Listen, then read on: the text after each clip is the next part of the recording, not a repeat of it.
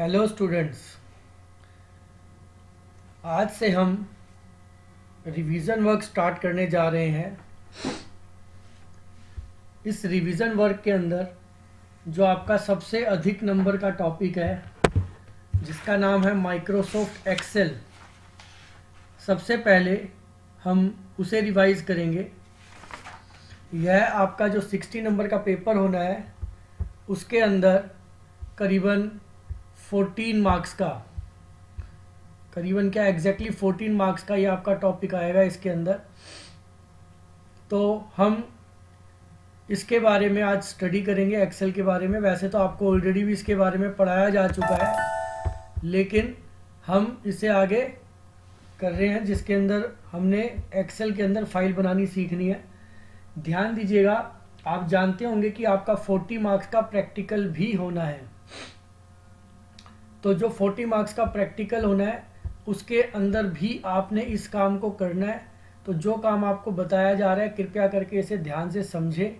इस तरीके की फाइल को खुद से बनाएं और इसका प्रिंट आउट ले लें, ताकि आप जो प्रैक्टिकल फाइल बननी है आपकी, उसके अंदर इसे लगा सकें। ध्यान दीजिएगा, आपकी जो प्रैक्टिकल फाइल है वो 15 मार्क्स की बनेगी। उस प्रैक्टिकल फाइल के अंदर करीबन आपको 10 से 12 इस तरीके के एक्सेल के जो प्रोग्राम वर्क है वो लगानी है, स्क्रीनशॉट्स लगाने हैं, स्क्रीन फाइल वगैरह बना के लगानी है।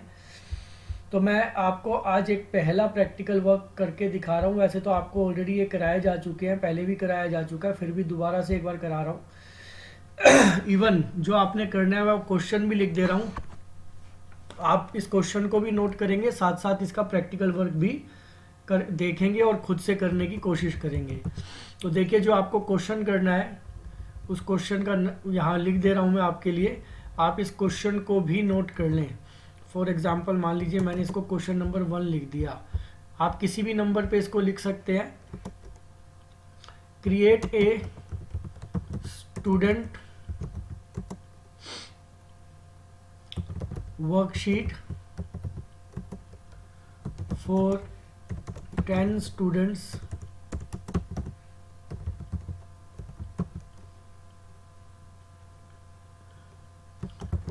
with name, roll number, department, marks,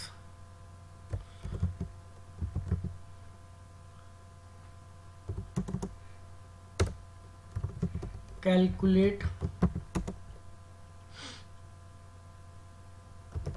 the total and percentage।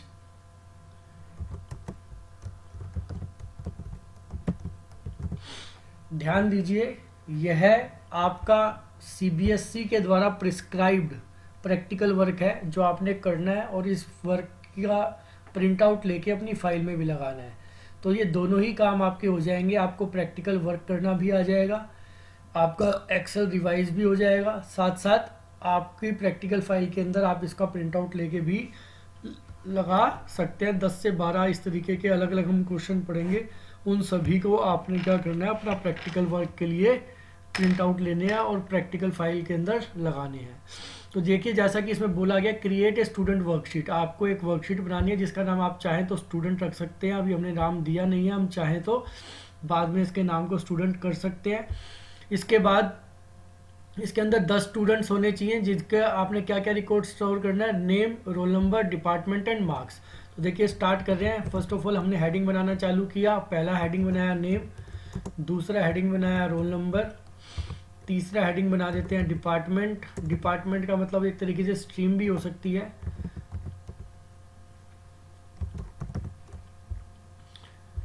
चौथा जो हम हेडिंग बनाने जा रहे हैं उसका नाम है मार्क्स।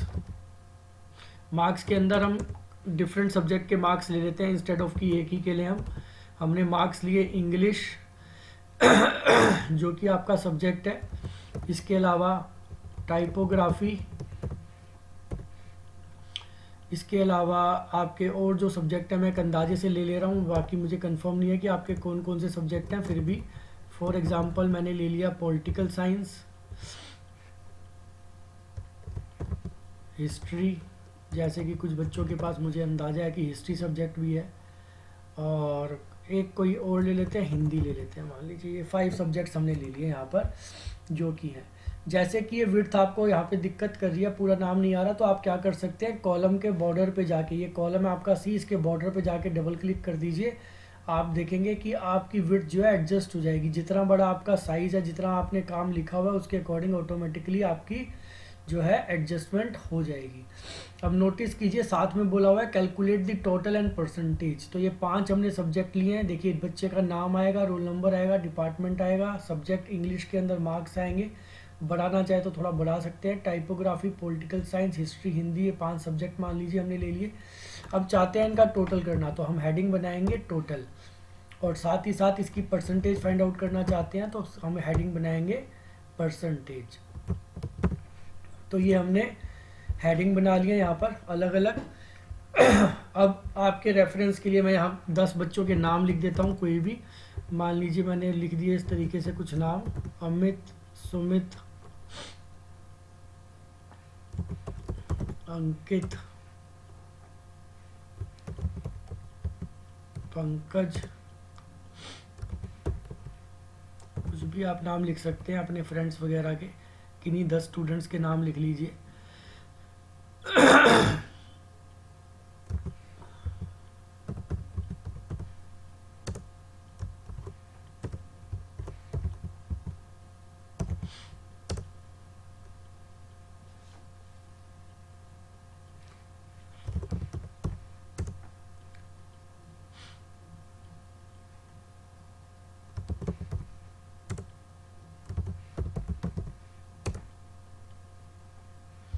1 2 3 4 5 6 7 8 9 10 नाम हो गए हमारे।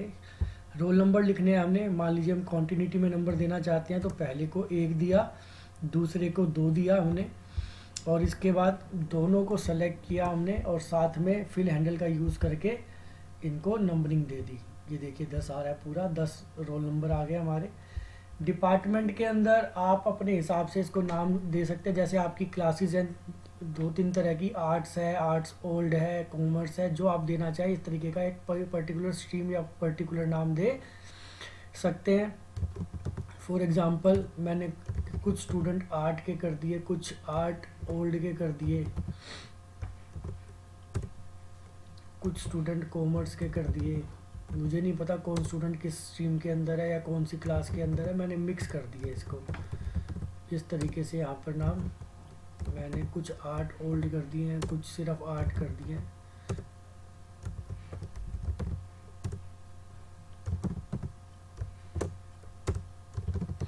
इस तरीके से ये डिपार्टमेंट दे दिया। डिपार्टमेंट मान लीजिए, स्ट्रीम मान लीजिए, जो आप मानना चाहें। इसके बाद हमने क्या करना है, स्टूडेंट्स के नंबर देने हैं। तो हम आउट ऑफ 100 मार्क्स दे रहे हैं डायरेक्ट, कि बच्चे के आउट ऑफ 100 कितने मार्क्स आए हैं। तो कुछ इस तरीके से आप अपने हिसाब से कोई भी जो नंबर देना चाहें वो यहाँ पर दे सकते हैं।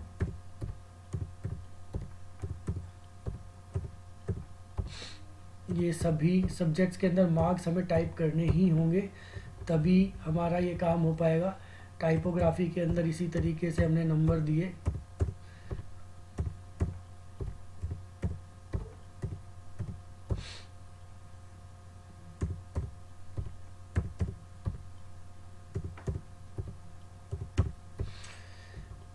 इसी तरीके से पॉलिटिकल साइंस, आपको हर एक सब्जेक्ट के मार्क्स के जो है वो तो टाइप करने ही होंगे। इसके लिए अंदर आपको चॉइस नहीं है कि आप कुछ और तरीके से कर सकें, क्योंकि जो एक्चुअल मार्क्स है वो तो आपको टाइप करने ही होंगे।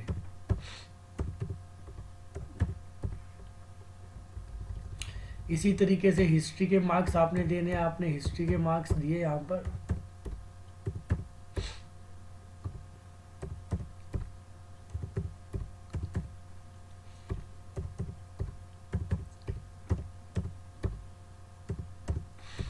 और लास्ट हम दे रहे हैं हिंदी के मार्क्स।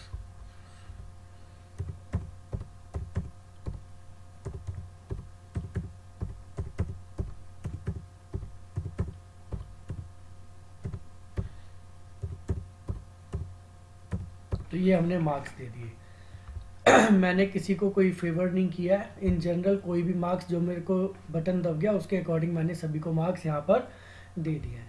तो अगर आप नोटिस करें तो यह आपकी एक टेबल बन के काफ़ी हद तक तैयार हो गई है, सिर्फ 2 कॉलम को छोड़कर, एक टोटल और दूसरा परसेंटेज। तो इस तरीके से आप भी अपनी टेबल बना सकते हैं एक्सेल के अंदर, जिसमें स्टूडेंट का नाम आएगा, रोल नंबर आएंगे, डिपार्टमेंट आएंगे, 5 सब्जेक्ट्स के अंदर अलग अलग मार्क्स आएंगे जितने भी उसने स्कोर किए हुए हैं। तो यही आपका देखिए क्वेश्चन था, create a student worksheet for 10 students with name, roll number, department and marks. तो ये हमने 5 सब्जेक्ट के मार्क्स लिए, डिपार्टमेंट लिया, रोल नंबर लिया। आप इसका नाम देना चाहें तो फाइल पे जाकर सेव एज कमांड करें और यहाँ पर आप जो भी नाम देना चाहते हैं अपनी फाइल का वो नाम दिया जा सकता है। फॉर एग्जांपल मैंने स्टूडेंट दे दिया इसको नाम, रीज़न मीन क्योंकि उसमें बोला गया क्वेश्चन के अंदर कि आप क्या करें, एक स्टूडेंट वर्कशीट बनाएं, क्रिएट एक स्टूडेंट वर्कशीट। तो हम एक स्टूडेंट नाम की वर्कबुक या वर्कशीट बनाने जा रहे हैं। हम चाहें तो वर्कशीट का नाम भी नीचे से चेंज कर सकते हैं। एट प्रेजेंट हमने फाइल का नाम ही जो है वो स्टूडेंट रख दिया है ताकि कि हम उसका यूज़ कर सकें। तो मान लीजिए मैंने इसको डॉक्यूमेंट्स के अंदर ही सेव कर दिया स्टूडेंट नाम से। अब हमें करना है टोटल। तो देखिए टोटल के लिए क्या करेंगे हम, टोटल के लिए हमें फॉर्मूला लगाना होगा। सबसे आसान तरीका है ये वाला बटन जिसको कहते हैं ऑटो सम। आप सीधा इस बटन जहाँ पर आपको टोटल करना है उस जगह पर जाएं और इस बटन पे क्लिक कर दें ऑटो सम पे। नोटिस कीजिए जैसे ही आपने बटन दबाया तो यहाँ एक फंक्शन लिखा आ गया is equal to sum bracket start D4 colon H4। और अगर आप देखें तो एक डॉटेड बॉक्स बना हुआ आ रहा है इन 5 सब्जेक्ट्स के ऊपर ही, देख पा रहे होंगे आप यहाँ पर, ये इन 5 सब्जेक्ट के ऊपर एक डॉटेड बॉक्स बना हुआ नजर आ रहा है। डैट मीन्स इन 5 सब्जेक्ट के मार्क्स को टोटल किया जा रहा है। जो पहला हमारा सब्जेक्ट इंग्लिश है वो D कॉलम में है और 4th रो में है, तो उसका एड्रेस D4 माना गया यहाँ पर। और जो अंतिम सब्जेक्ट है उसका जो हमारा एड्रेस है वो H4 है। तो आप देख सकते हैं ये H4 लिखा हुआ है यहाँ पर, तो उसके अकॉर्डिंग यहाँ पर मार्क्स जो हमने ये अपने आप ही कंप्यूटर ने आपका लिख दिया, सेल रेफरेंस लिख दिया पूरा का पूरा। अगर मैं एंटर का बटन दबाता हूँ तो नोटिस कीजिए जो हमारा पहला स्टूडेंट अमृत है जिसका रोल नंबर 1 है, जो आर्ट डिपार्टमेंट के अंदर है या आर्ट क्लास के अंदर है, उसके टोटल मार्क्स कितने हैं 415। इसी तरीके से अगर आप बाकी के स्टूडेंट का करना चाहें तो अगेन इस बटन पे क्लिक करें, दोबारा से फॉर्मूला आएगा उसकी लाइन में। अब जैसे 5th रो में आ चुके हैं हम तो जो फार्मूला थोड़ा बदल गया है, is equal to sum D5 colon H5 लिखा है। हमने एंटर का बटन दबाया और आप नोटिस करें कि यहाँ पर ये इसका टोटल आ गया है।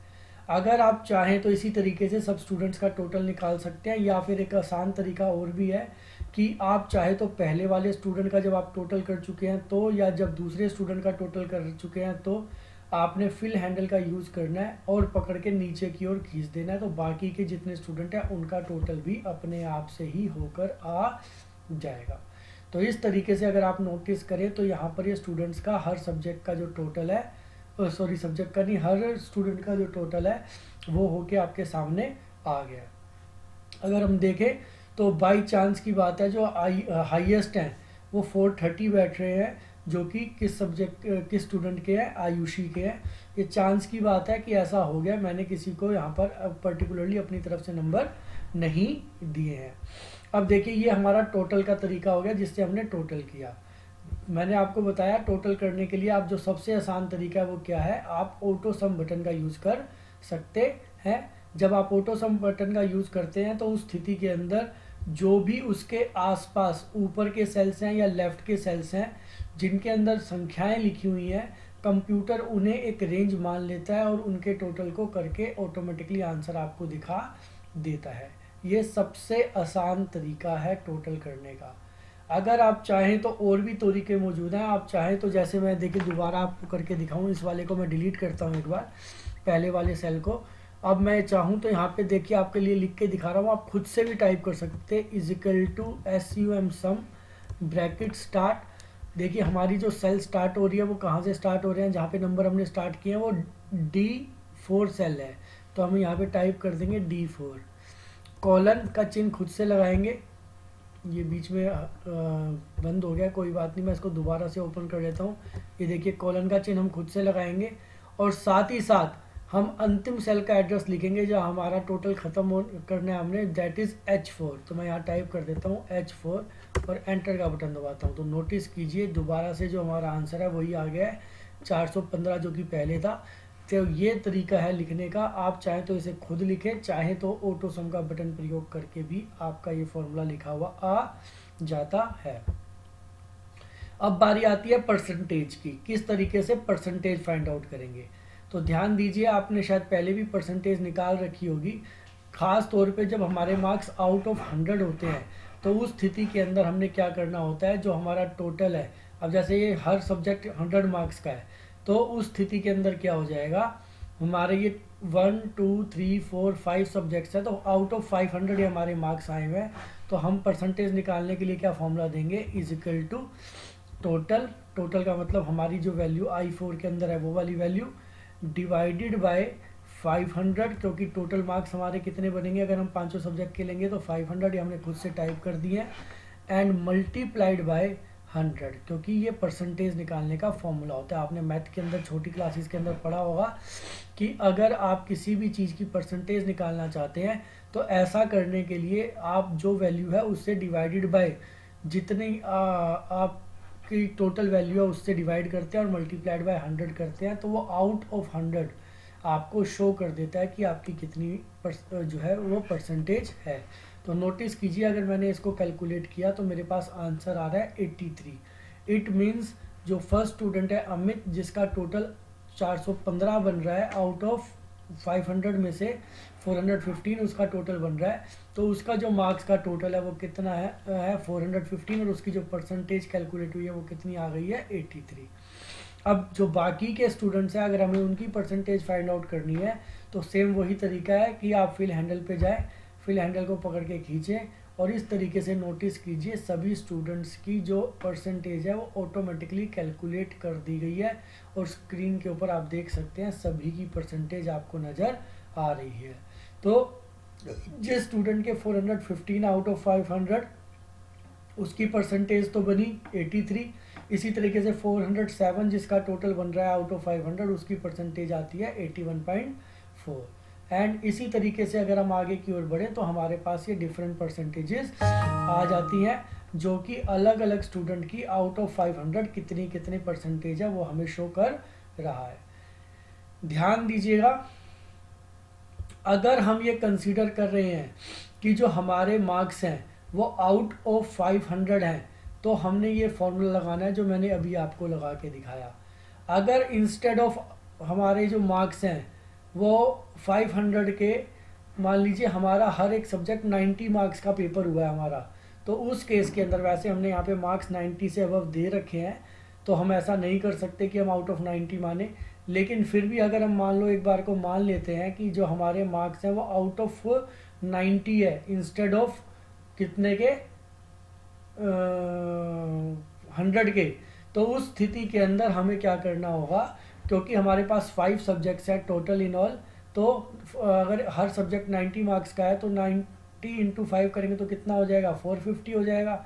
तो उस केस के अंदर हम क्या करेंगे, हम यहाँ पर 500 की बजाय पे क्या करेंगे, लिखेंगे कितना 450। तो देखिए मैं इसको चेंज करके दिखा रहा हूँ आपको, तो मैंने यहाँ पर कर दिया 450, और बाकी का फॉर्मूला सेम रहेगा, जितना उस स्टूडेंट का टोटल है डिवाइडेड बाय जितना सब्जेक्ट्स का टोटल है, हर एक सब्जेक्ट 90 मार्क्स का है, 5 सब्जेक्ट है तो 450 टोटल हो गया सभी सब्जेक्ट्स का, मल्टीप्लाइड बाय 100। ऐसा करने पर देखिए अब जो परसेंटेज है वो बढ़ गई, क्योंकि पहले जो मार्क्स थे वो आउट ऑफ 500 दिखाए जा रहे थे, अब जो मार्क्स हैं वो आउट ऑफ 450 दिखाए जा रहे हैं, तो परसेंटेज बढ़ के कितनी हो गई है अब 92.22% हो गया।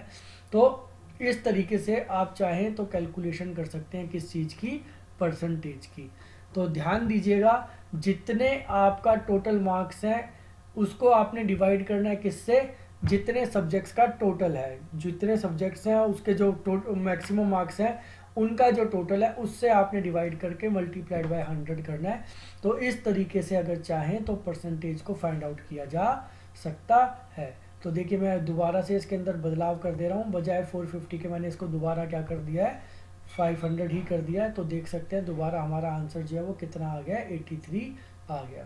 तो आपने सिंपल सी चीज़ है, जितने आपके सब्जेक्ट हैं, अभी 5 सब्जेक्ट हैं, अगर 6 सब्जेक्ट होते यहाँ पर तो आपको क्या करना होता, आपको यहाँ पर बजाय 500 के 600 करना होता। रीजन बिंग आपके टोटल 6 सब्जेक्ट होते हैं और हर सब्जेक्ट 100 मार्क्स का है। अगर हर सब्जेक्ट 100 मार्क्स का नहीं है, मान लो कोई 40 का है, कोई 30 का है, कोई 60 का है, तो आपको उनका टोटल करना होगा, जिसका जितने भी मैक्सिमम मार्क्स का पेपर होता है, और फिर जितना टोटल आएगा उससे डिवाइड करना होगा, ताकि आप उसके अकॉर्डिंग अपनी परसेंटेज को निकाल सके। तो इस तरीके से ये आपकी टेबल बनेगी एक्सेल के अंदर, जिसके अंदर आपको मैंने 2 मेन कैलकुलेशन बताई, कैसे टोटल किया जाता है, कैसे परसेंटेज फाइंड आउट की जाती है। उम्मीद करता हूँ कि आपको समझ में आ गया होगा। दोबारा से कह रहा हूँ, आप लोगों का 40 मार्क्स का प्रैक्टिकल है। अपनी फाइल के अंदर आप इस शीट को, वर्कशीट को जो मैंने आपको बनानी सिखाई है, बना सकते हैं और इसका प्रिंट आउट लगा के लगा सकते हैं, क्योंकि आपकी 15 मार्क्स की जो है प्रैक्टिकल फाइल है, उसके अंदर ये आपके चेक किए जाएंगे कि क्या आपको ये काम करना आता है या नहीं आता। उम्मीद करता हूँ जो चीज़ें बताई गई हैं आपको अच्छे से समझ में आ गई होंगी। Thank you.